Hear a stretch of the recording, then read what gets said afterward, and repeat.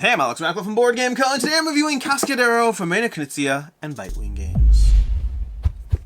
Cascadero is a 2 to 4 player area control game in which players are going to be taking their envoys and placing the little envoys out onto the map in order to move up on these tracks, fulfill various goals, and score as many points as possible by the end of the game. That's the very, very high level idea of it. The general idea is going to be these tracks over here. You're trying to move up these tracks because these tracks are going to be one of the ways you score points. As you move your little cubes up these tracks over here, you'll get to these various markers along the tracks that will score you chunks of points, which will have you moving your little tokens and getting points over here. That's going to be one of the ways you score points. It's worth noting you have these sections of tracks over here, and then you have the white tracks over here, which have their own different scoring sheet up here. Now, not only are these an important way to score points, but it's worth noting that you cannot win the game unless your player color has gotten to the very top of your track. If I'm blue, I have to have this token over here in order to be even eligible for winning at all, forget whatever else I do in the game. So that's going to be two important parts about this track. You need to go up your color, and you're going to get a lot of points by going up the track and other colors in general. And we'll go through some of the rewards as well. Past that, you also have your achievements in the game. Achievements are going to be these achievements over here, which when you gather them, you can place a flag in it, marking that you've earned that achievement, and no other player can earn these achievements. That's 18 points that are up for grab amongst the players. Then you have these where anyone can earn it. You can see there's multiple flags over here, because over here, multiple people can earn these achievements. We'll talk more about what these achievements all are, but these you get 2 points for each of these, and you get 10 points if you've done all of these over here, all 5 of these achievements. You get a bonus 10 points. That's 20 points sitting up for grab over here, 18 points to share between the players, and then a whole bunch of points up on these tracks, which is all great, well and good and all that. We now have a general idea of how to get points, but how do you actually do the things that get you those points? Well, that's where the envoys are going to come into play. In the game, you're going to be taking your envoys, your little horses over here, and placing them down anywhere on the board. Depending on what you do, you're going to cause yourself to move up these tracks. Let's go ahead and walk you through and show you some basics. So let's go ahead, my first placement of the game, I'm going to take this one over here. I'm going to place this down over there. That's going to score me nothing, because the way envoys work is an envoy next to any of these cities over here won't do anything if it's on your own. You have to be part of a group of envoys. So for example, let's go ahead and have the other players go ahead and go. We'll place this down over here. We'll place this guy down over here. Starting first off, we just have some placements down. When it comes back to Orange's next turn, they'll take an envoy and they'll put it out. This time they'll put it touching this orange city, which means a few things are going to happen. The first is that now this envoy is touching a city, but it's not on its own. It's also the first time that this group is touching the city, which means we're going to move up the tracks in a second. I'll show you how, but because the group, in order to score a city, you have to be part of a group, and it has to be the first time that that group is touching the city. Meaning, if I place another one down here, that would not score me anything because this group is already touching the city. Versus, if I place it like here, that is another new group touching the city. Even if I joined them later, it won't matter. I would score for each of those. But ignore this for right now. Let's talk about how you move up. And there's 3 ways you move up. You either move up 1, 2, or 3 on the color matching the city. What defines whether it's 1, 2, or 3? Well, if you're the first person to connect to that city, you move up 1. So a single point for moving up the first time. If you are the second person touching the city, even if it's your own color again, you move up 2. So for example, if blue were to go ahead and create a little chain over here and go from here to here, they would move up 2 because they are the second person. But if you have one of these little guys on these cities, which you have on these cities here, and there are variable setups of how, as far as how to move them in play, but over here, if you have one of these guys touching the city, you add 1. So for example, this orange city would be 1 or 2 depending if you're first or second.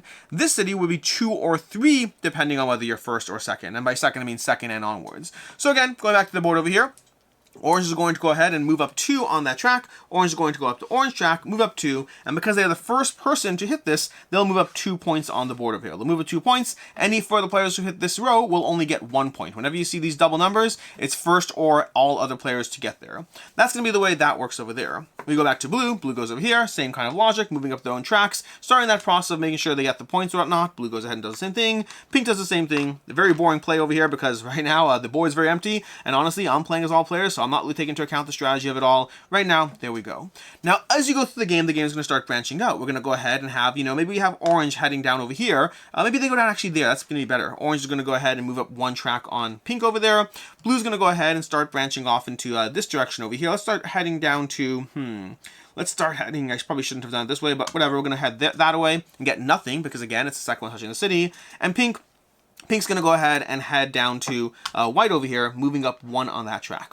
We're going to get back to orange over here. Orange is going to place, and this time orange is going to touch this city, which means they're the second person to touch this orange city. So they went ahead and they now have a group over here. This group is now touching the orange city. They move up 2 on this city, which is actually a bad thing, because the way these middle rows work, wherever you see an indent, which is here, here, here, here, here, here, wherever the seals currently start, you have to land exactly on those to get it. And because orange is moving up 2, they're going to jump over here and they're going to skip that reward. That's a bad thing over there. Orange, unfortunately, is skipping the orange reward. Still moving up the track, so still a good thing overall, but they are going to skip that reward.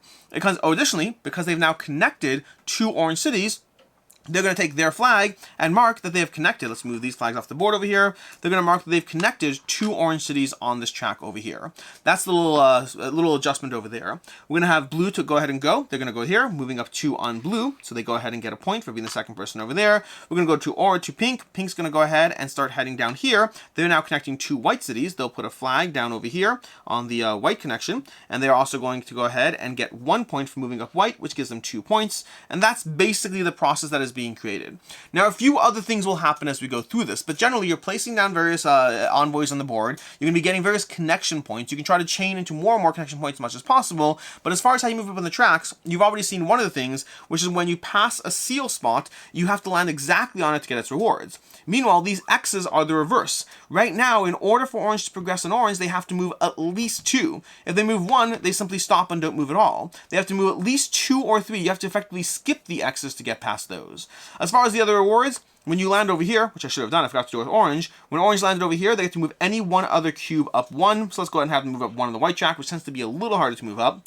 This spot over here either gives you a seal if you're the first one there. Seals let you place a rider down the board and get the connection points as if you're the first one there. So right over here, we're going to go ahead, not the first one there, as if you are already part of a group. So the seal effectively creates a group, and now pink can go ahead and move up 2 more on orange, which is going to put them over here, getting another point over there. If you are a second person to land here, you simply get to move a rider. That gives you the ability to pivot or adjust a rider, which could have various benefits, including reconnecting to cities you already connected. If I were to pivot this one over here, I can now go ahead and put another one down here, which will then connect me again, and also set me up for another connection of being able to go here, and then place down a flag on connecting 2 oranges. That's going to be the way that plays out over there. Past that, as far as other rewards, when you get to here or here, you get to simply place another envoy on the board. It's a free placement of the game. Place another envoy down, get an extra free placement. Outside of that, what else is there? Let's talk about the various goals. So these 5 goals are for the 5 colors, connecting 2 of the same city in the same group. So not the same city, 2 same color cities in the same group. This one is when you've done all 5 of them. And these, which again only one player can get, is this have all of your little cubes at this marker here. So you have to have all cubes at least 2 over here, and you get 3 points. This one is collect 3 seals in front of you. This one is have 3 of your cubes at the second level. This one is have 1 of your cubes at the third level. This is connecting 5, all to 5 different colors in a single chaining group. So over here, you know, if the efficient placement of that would simply be here, here, here, here, and here would be all 5. Actually, there's only 4, but you have to get another one over there. Let's get another one over here. Boom, we now have all 5 of these connected in a single group. We would get that. Having 3 of the same color in a group would get you that. And that is basically the way you play through Cascadero. You're going to be trying to go ahead and move through the tracks. You'll go ahead and trigger endgame, either when a player crosses 50 points or when a player runs out of envoys, and that will be how you play in Cascadero. Mostly, because there's another side to the board, which I hate doing it, but I'm going to go ahead and clear everything off to show you the other side of the board, because there's one more mode, which is basically playing with the farmers. So, the farmers over here are going to give you another way to go ahead and score the game. You're going to have fewer cities on the board, but you have an entire new farmer mechanic, which these little tokens over here that we have had out over here, but we have not been playing with. So, we're going to go ahead and show you how that plays out. Let's just clear the board and then show you. So, the farmers is going to be the other side of the board over here, and the way that goes is we are going to have almost as many cities. So there's not as many cities, not half as many cities. There are more cities on the board, so there's closer gaps between them. So there's more spots on the board, I should say, but fewer cities. And there's all these spots which are going to get various farmer tokens on them. When you go on farmer tokens, you're going to go ahead and get the benefit of them, which gives you a different way to interact with the game state. Fewer cities, but more abilities or different board setups to go ahead and configure how you're going to try to get extra points, extra movements, extra everything as you deal with the farmer tiles. Which brings us to the review, starting off with ease of play. The rules are fairly straightforward on this one. This is a classic Knizia tile. A lot of interesting strategy decisions, but a very condensed rule state, a very condensed, simplified set of rules as far as place down tiles, try to figure out ways to get points, and it's all about trying to find those little slight maximizations of where you can go here and cut somebody off there and connect a few points here in the game as you go through it. But the rules themselves, it's like 4 pages. Bitewing Games in general has been doing very good as far as giving you very complex games in terms of the decision space, but with very light on the actual rules on the game as well. So overall, easy game to understand. As far as game time, you're looking at around an hour. You can probably knock out a game in 45 minutes, and if you're going slower, probably in that 90-minute range. As far as what I like, don't like, and can see others not liking, starting off with what I like, which is in general, there's lots of moving up these tracks in the game. That's the whole game, is moving up these tracks. But it's finding those little ways of getting slight optimizations. When is it important to get to a city first? Because you can start moving up that track faster. When is it important to get to those colors second? Because you can get those extra points, but somebody else is moving up those tracks, getting those earlier benefits and points, and possibly those seals as well. There's lots of decisions around moving up 1, 2, or 3, trying to skip these tracks, trying to land on these seals, trying to block off spots on these spots that have those little extra people over there, trying to get extra placements around them. You can get 3 placements on those if you are pushing for, but other players are all vying for that. So there's lots of decision space around cutting other players off in the game. Knowing when to go for rewards and first come, first serve on those tracks. Again, everything is a little bit of a lever of when and where to push to get extra points. Do I want to try to connect 5 cities first? Because that could be a good way of scoring a bunch of points. Or do I want to just focus on getting my own points and possibly getting as many as 20 points from having constant groups of connected cities? 20 points in a 50-point game is a lot of big deals as far as the huge amount of chunks of points you're going to be getting from that.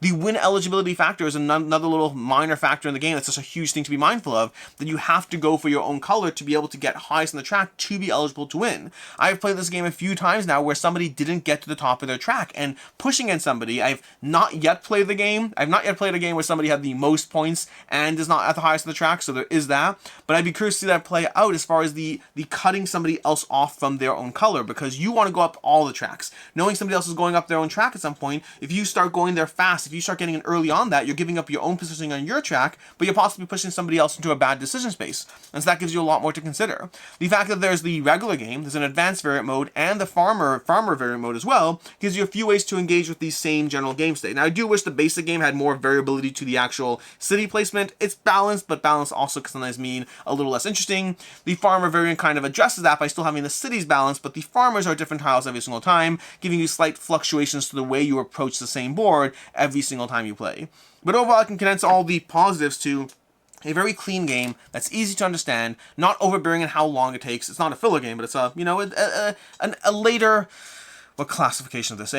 Not too heavy as far as brain burnery goes, but giving you a nice hour of gaming to knock out with a very meaty decision space around a very light set of rules.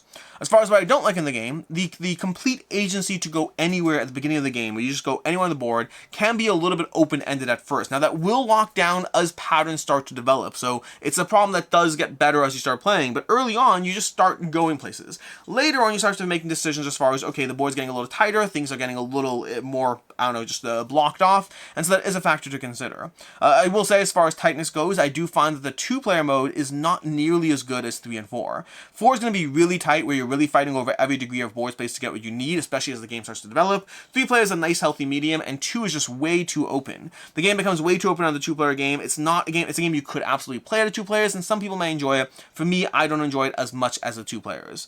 I'll say that this game is a little bit more limited in depth. I said it's not as much of a brain burnery, which does give it a nice space that can fit into your collection, but if you're looking for the best of the best in the genre in terms of the pure decision space, I think Reiner Knizia has done a ton of tile laying games, and some of them are going to be a lot more meaty in terms of what they offer. This one is fairly straightforward in the rules. There is a decent amount of decisions as far as how to optimize, but overall, this is definitely in the, not necessarily, I wouldn't call it a light game by any means, but I would say it's on the lighter end of his tile laying spectrum. As far as what I can see others not liking, the game can be mean. This is a game where you absolutely, sometimes for your own benefit and other times to block somebody who's winning in points, there are times when players are going to be cutting you off from various spots on the board. You see a little spot that, one of these extra spots where you can get extra placements of them, and you just find a way to knock somebody else off so they can't get their last placement in there, or you can see someone daisy chaining their way to be able to connect 3 oranges, and you place that one tile that gets them, force them to go completely around or give up on those 3 points. The game has those opportunities, and very often you can do something that's good for yourself while blocking somebody else, which is good for your general game state, but can be frustrating. So if you're looking for a nice peaceful game of Ticket to Ride where you can just place down your tracks, well, also, I mean, it's a different conversation about who you're playing Ticket to Ride with, but in general, I'd say this game has the potential to be mean as far as the game goes. I'll also say that I like the whole aspect where you can actually be winning, but not eligible for winning because you don't have your own color maxed out, but you might find that frustrating. If you're playing this game and you have the most points and you don't win because somebody else blocked you from getting to the top of the orange track, is that really a satisfying experience for you? For me, it's part of the strategy. I enjoy that little extra challenge and puzzle, but it might be underwhelming or frustrating on your end. As far as final thoughts on Cascadero, I overall enjoy Cascadero. This game, to me, gives you a lot of the things that work well about Reiner Knizia titles, Reiner Knizia tile-laying games, I should say. He has a whole catalog of these games on the lighter end, on the medium end, and on the heavier end that all focus on different ways of placing tiles and finding the ways that they all combine to optimize your strategy around them and the little mini-games that evolve from them. I find Cascadero starts off deceptively simple. The game is very easy and almost too loose. As the game hits that mid-game stride, it really firms up as far as trying to be mindful of every single placement you go, and I like that level of decision space that comes from it. I do have concerns about long-term longevity for the game. I do think that the farmer variant is the part that I find most interesting as far as mixing things up a bit, but overall this one is a solid game experience, one that I've definitely enjoyed so far. Easy to play, easy to teach, fast enough to play, and enough decision space for the game length. For right now, this is a 3.5 out of 5 for me.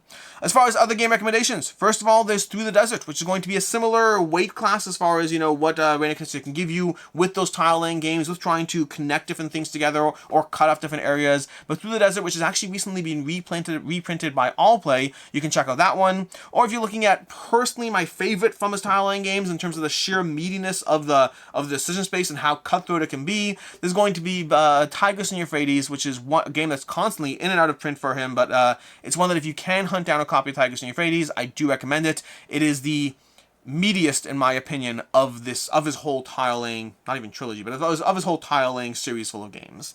In any case, until next time, I'm Alex Radical from Board Game Co. I hope you found this video helpful, and as always, I hope you have a good one.